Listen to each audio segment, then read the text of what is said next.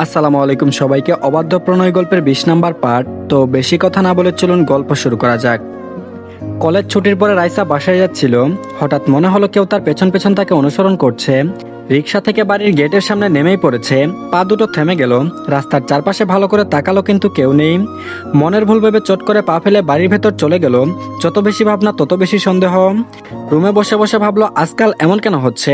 সে তো নিচেই ঘুমিয়েছিল, তাকে খাটের উপর কে নিয়ে গেল? আর এই আড়ালে দুই চোখের রহস্য কি? শুধুই মনের ভুল? 2 দিন কি করে মনের ভুল হতে পারে? কি ছিল এসব ভেবে বুকে হাত দিল। প্রচন্ড ব্যথা করছে বুকে, এত চাপ নিতে পারছে না। আর এদিকে আজকে বায়না ধরেছে তেজের বাড়িতে আসবে।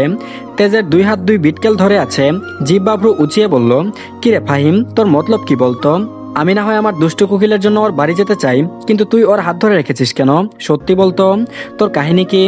ফাহিম দাঁত বের করে বলল, হামারি আধুরি কাহিনী। তেজ রেগে দুজনকে ঝটকা মেরে 2 হাত সরালো। তারপর বলল, তোদের সমস্যাটা কি? নিজের বাড়ি নেই সেখানে যা। ফাহিম বলল, এভাবে বলতে পারলি তুই? জানিস আন্টি কত ভালোবেসে আমাদের যেতে বলে। সেই জুড়ে আজকে তোদের বাড়িতে যাব, তোকে নিয়ে যেতে হবে না। বলেই দম নিল ফাহিম। ইহাত অসহায় মুখ বানিয়ে তেজের দিকে তাকিয়ে বলল, এমনি তোর কাজের চাপে তোর বোনটাকে সময় দিতে পারি না, ক্লাসে দেখতেও পারি না ভালো করে, স্টুডেন্টগুলো শেষে লুচ্চা স্যার বানিয়ে দিবে এই ভয়ে। একটু মন ভরে তোর বোনটাকে শুধু দেখেই আসবো, বিশ্বাস কর। তেজ বলল, তোরা কি এই মুহূর্তে আমার সামনে থেকে যাবি? ফাহিম বলল, দেখ আমার পেটে কিছু নাই, আন্টির হাতে রান্না মিস করার প্রশ্নই আসে না। তার উপর দেখ কোথায় দাঁড়িয়ে আছি, নওয়ান বাড়ির সামনে। এখন তো আমাকে কেউ আটকাতেই পারবে না। তেজ গরম চোখে তাকালো। অমনি ফাহিম এক ছুটে গেট পেরিয়ে ভেতরে ঢুকলো। যা হবার পরে দেখা যাবে। এখন বাড়িতে মায়ের সামনে কিছু বলতে পারবে না। জিহাদ দাঁড়িয়ে আছে ভদ্রমতো। তারপর বলল, তুই আমার সামনে দাঁড়িয়ে ফর্মালিটি মারাস, নিজে কত ভদ্র সেটাই প্রমাণ করছিস। জিহাদ কথাটা শোনা মাত্রই সেও ছুট লাগালো। তেজ ওদের পরে বাড়িতে ঢুকলো। জিহাদ সোজা মার্জিয়ার রুমে গেল। এদিকে ফাহিমের যাওয়ার কথা তো শুধু তেজের রুমে। ফাহিমকে দেখে অরিও ফুসফুস করছে খাটের উপর থেকে, 2 চোখ তেজের মতোই রাগী দৃষ্টি। তারপর বলল, এই তুই এইভাবে আমার দিকে তাকিয়ে আছিস কেন? শালার মালিক যেমন শালাও তেমন। বংশগত বিড়াল হলে কি হবে, জাতিগত অভ্যাসগত তেজের বাচ্চা। ফাহিম গিয়ে খাটে ধরাম করে শুয়ে পড়ল। অমনি অরিও লাফিয়ে ফাহিমের বুকের উপর খামচি দিবে। এমন সময় অরিওকে 2 হাতে নিজের উপর থেকে ধাক্কা মেরে খাটের উপর ফেলে দিল। আর প্রাণপণে ছুট লাগালো। পেছন পেছন অরিও দৌড় লাগালো। ফাহিম এক দৌড়ে নিচে ডাইনিং টেবিল থেকে 2 গ্লাস পানি খেয়ে নিল। পানি খাওয়া শেষ করে বুকে এক হাত দিয়ে জোরে জোরে শ্বাস নিল। যাক বাবা, বেঁচে গেছি। মেহেরিমা নয়ন গরুর মাংস তুলে দিয়েছে চুলায়। গন্ধে সারা বাড়ি মৌ মৌ করছে। গরুর মাংস ভালো করে কষিয়ে পানি দিয়ে ঢাকনা দিয়ে ঢেকে রান্নাঘর থেকে বেরিয়ে আসলেন। তারপর বললেন, কি হয়েছে বাবা, এইভাবে হাঁপাচ্ছিস কেন? ফাহিম বলল, আন্টি তোমার ছেলের যে একটা বদমাস বিড়াল আছে, তারা খেতে খেতে আমার পেট ভরে গেল। তোমার হাতের খাবার কখন খাবো? বিড়ালটা আমাকে দেখতেই পারে না। মেহেরিমা নয়ন বলল, আর বলিস না বাবা, সেদিন তো রাইসা দেখেই ভয় পেয়ে গেছিল। তেজ এটা কোথাও ফেলে আসে না, কি এক ঝামেলা বাড়িতে নিয়ে এসেছে, কাউকে দেখতে পারে না। ফাহিম এত কথার ভিতর লক্ষ্য করলো রাইসার নামটা। তারপর বলল, রাইসা কি আন্টি, সেই দিনের ওই মেয়েটা? তেজের মা বলল, হ্যাঁ।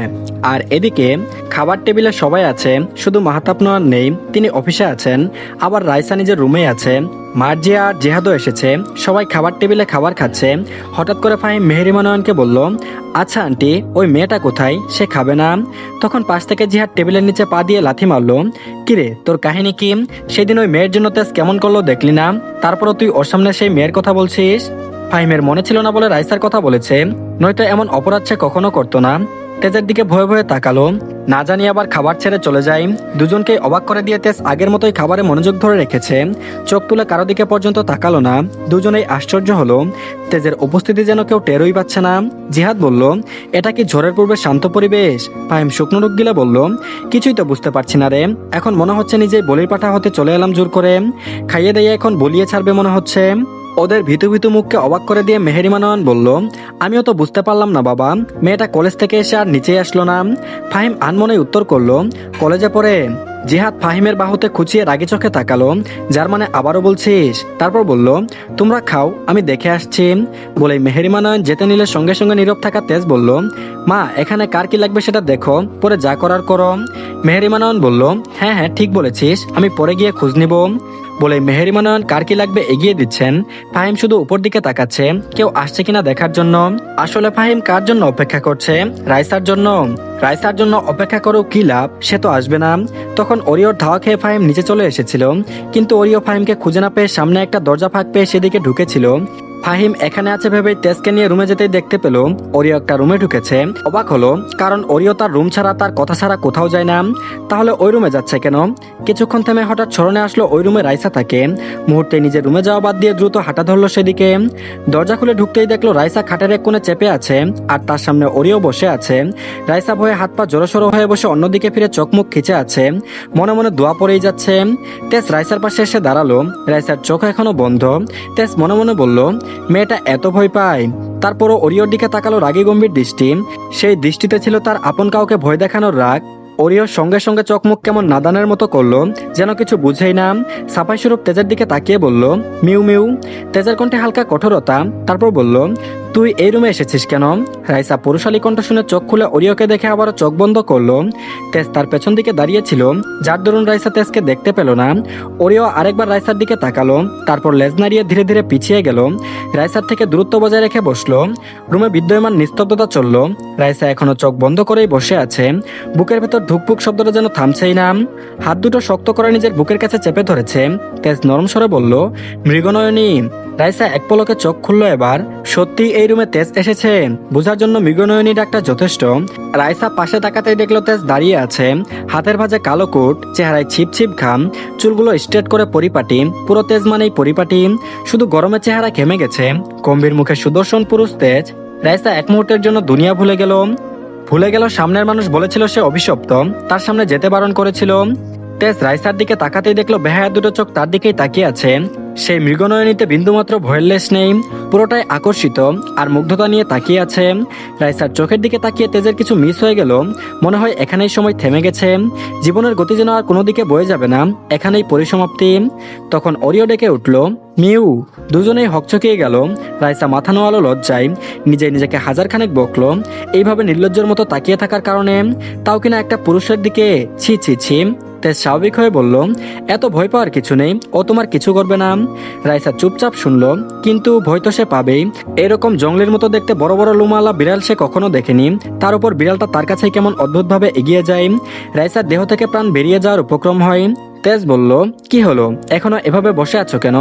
রাইসার মাথা নুয়ে আছে আগের মতোই। তেজ আবারও বলল, বললাম তো ও কিছু করবে না, শুধু শুধু ভয় পাওয়ার কিছু নেই। রাইসা তবুও নড়ল না। তেজ ওরিওকে কাছে ডাকলো ইশারায়। ওরিও লেজ নাড়িয়ে সামনে গেল, আর এটা দেখে রাইসা পিছিয়ে যেতেই ধুরুম ধুরুম করে খাট থেকে পড়ে যাচ্ছিল। যেহেতু খাটের একেবারে কর্নারে বসেছিল, এখনকার সরে যাওয়াতে আরো পড়ে যাচ্ছিল। তেজ এই রাইসার দিকে তাকিয়েছিল, পড়ে যাচ্ছিল বুঝতে পেরেছে, আর পাশে থাকার জন্য সঠিক সময় ধরতে পেরেছে। রাইসা ভয়ে চোখ খিচে বন্ধ করে আছে। তেজ কিছুটা বিরক্ত ছিল, কিন্তু রাইসার এমন মুখশ্রী দেখে আর কিছু বলতে পারলো না। রাইসা কারো কুলো অনুভব হতেই চোখ খুলে তাকালো, ভয়ের কারণ কপালে বিন্দু বিন্দু ঘাম জমেছিল। ভয়ের কারণে কপালে বিন্দু বিন্দু ঘাম জমেছিল, কিন্তু এখন তেজের কুলে এটা বুঝতে পেরে যেন পুরো শরীর অসাড় হয়ে যাচ্ছে। এমনি এই মানুষ দেখতে পারে না, তার উপর এমন হয়েছে। কি হবে ভাবতে পারছে না রাইসা। এত কিছুর মাঝে তেজ রাইসাকে খাটে বসিয়ে দিল, একেবারে ওরিওর সামনে। রাইসা পিছাতে গেলে তেজ গম্ভীর কণ্ঠে জবাব দিল, একদম নাড়াচাড়া করবে না। রাইসার শরীর যেন জমে বরফ হলো। তাকে বুঝে এই বিড়াল দিয়ে কামড় খাওয়াবে, মনে মনে ভাবলো কথাটুকু। তারপর বলল, হাত দাও। রাইসা তেজের দিকে ঘুরলো উক্ত কথা বুঝতে না পেরে, কিন্তু তেজ পুনরায় আর বলল না। রাইসাকে অবাক করে দিয়ে তেজ রাইসার হাত ধরে ওরিওর মাথায় রাখলো। তারপর বলল, এখন কিছু করেছে? রাইসা তেজের কথায় নিজের হাতের দিকে ঘুরে চাইলো, আর চোখ বড় বড় করে তাকালো। হাত সরাতে চাইলে তেজ শক্ত করে ধরলো, উদ্দেশ্য আজ এই মেয়ের ভয় ভাঙিয়েই ছাড়বে। রাইসা বলল, আমার হাত ছাড়ুন। তেজ বলল, ও কি তোমাকে গিলে খাবে? যদিও তোমার থেকে ওরিও বেশ স্বাস্থ্যবান, তবুও তুমি তো মানুষ, ওকে এত ভয় পাচ্ছ কেন? কথাগুলো রাইসার কর্ণকুহরে প্রবেশ করলো। তেজের ভয় দূর করানোর টেকনিক বড়ই অদ্ভুত। রাইসার হাতের উপর থেকে তেজ অনেক আগেই হাত সরিয়ে নিয়েছে। বিস্ময়কর ভাবে রাইসার ওরিওকে এখন আর ভয় লাগছে না। কেমন বাচ্চার মতো ওরিও রাইসার দিকে তাকিয়ে আছে, এখন এই চোখ আর ভয় দেখছে না। পরে নিজে থেকে রাইসা ওরিওর মাথায় আদুরে হাত বুলালো। ওরিও রাইসার দিকে এগিয়ে এসে কুলে গা ঘেঁষে বসে পড়লো। রাইসা অবাক হলো। তেজের দিকে আসতে তেজ গা সারা ভাব নিয়ে বলল, চিন্তা নেই, ও কিছু করবে না। এখন থেকে আগামী 2 ঘন্টা যেন তোমাকে বাইরে না দেখি। রাইসা অসহায় চোখে তাকালো তেজের দিকে। এমন কেন বলছে? তেজ আবারও বলছি, ভুলেও যেন নিচে না দেখি, ঘরেই থাকবে আর দরজা লাগিয়ে দিবে। বলেই তেজ চলে এসেছিল। খাবার শেষ করে ফাহিম আর জিহাদ চলে গেল। বেচারা ফাহিম যার জন্য আসলো তাকেই দেখতে পেল না। মেহেরিমা নয়ন হাঁটা ধরলো রাইসার রুমের দিকে। রাইসা নিচে আসলো না কেন এটা জানতেই মেয়েটার শরীর ঠিক আছে তো। আর এদিকে মেহেরিমা নয়ন দরজায় কয়েকবার ঠোকা লাগালেন। রাইসা উঠে এসে দরজা খুলে দিল। দরজায় শাশুড়িকে দাঁড়িয়ে থাকতে দেখে বলল, আম্মু। মেহেরিমা নয়ন বলল, হ্যাঁ আমি আসলাম, তুমি কলেজ থেকে এসে নিচে গেলে না যে, শরীর খারাপ হয়েছে? রাইসা নত মস্তিষ্কে জবাব দিল, না আম্মু। মেহেরিমা নয়ন বলল, তাহলে নিচে আসলে না যে? রাইসার মুখ ফ্যাকাশে করে রেখেছে। কি করে বলবে তার ছেলে বাইরে যেতে বারণ করেছে? মিথ্যা কথাও বলতে পারছে না। রাইসাকে এভাবে দাঁড়াতে দেখে মেহেরিমা নয়ন আর কিছু বললেন না। খাবার খেতে নিচে যেতে বলে চলে যেতে লাগলো। কিছুক্ষণ থেমে পেছনে ঘুরে দাঁড়ালেন। রাইসা দাঁড়িয়ে আছে, কিন্তু খাটের উপর তার তীক্ষ্ণ নজর কাড়লো অরিও। মেহেরিমা নয়ন তৎক্ষণাৎ চিৎকার দিল ছেলের নাম ধরে, তেজ, তেজ। রাইসা শাশুড়ির হঠাৎ এমন জোরে ডাক শুনে ঘাবড়ে গেল। সেখানে উপস্থিত হলো তেজ, সাথে সাথে মার্জিয়াও। তারপর বলল, কি হয়েছে? তেজের মা তেজের দিকে রাগী দৃষ্টি নিক্ষেপ করে বলল, তোকে কতবার বলবো এই ভিনগ্রহের প্রাণী আমাদের বাড়ি থেকে সরিয়ে দিবি? এটা তো করিসনি। এই তোর বিড়াল এই ঘরে কেন? মেয়েটা প্রথম দিনই ভয় পেয়েছিল, তুই কি দেখিসনি? তারপরও এই রুমে আসলো কি করে? এই কারণে রাইসা ভয়ে হয়তো নিচে যায়নি। কথাটা কর্ণকুহরে আসতে রাইসা ভীতুস্বরে বলে উঠল, আম্মু আমি আসলে আর ভয় পাইনি। তেজের মা চক্ষু সরু করে তাকালো, অবিশ্বাস্য চাহনি দিয়ে বলল, সত্যি তুমি ভয় পাচ্ছ না? রাইসা উত্তরে মৃদু মাথা নাড়ালো। মার্জিয়া চটজলদি রাইসার কাছে এগিয়ে গেল। তারপর বলল, কি বলছো তুমি? তুমি ওকে ভয় পাচ্ছ না? আমি তো ভীষণ ভয় পাই। তেরে আসে আমার দিকে, যেন কাঁচায় আমার হাড়হাড্ডি থেকে মাংস ছিঁড়ে ছিঁড়ে খাবে। তো ধন্যবাদ সবাইকে, এই পার্টটি এই পর্যন্তই। পরবর্তী পার্টও দিয়ে দেওয়া হয়েছে, সবাই দেখে নিন। আর সবাই অবশ্যই চ্যানেলটিকে আগে সাবস্ক্রাইব করে দিন, আর ভিডিওতে অবশ্যই লাইক দিন। তো ভালো থাকবেন সবাই, আল্লাহ হাফেজ।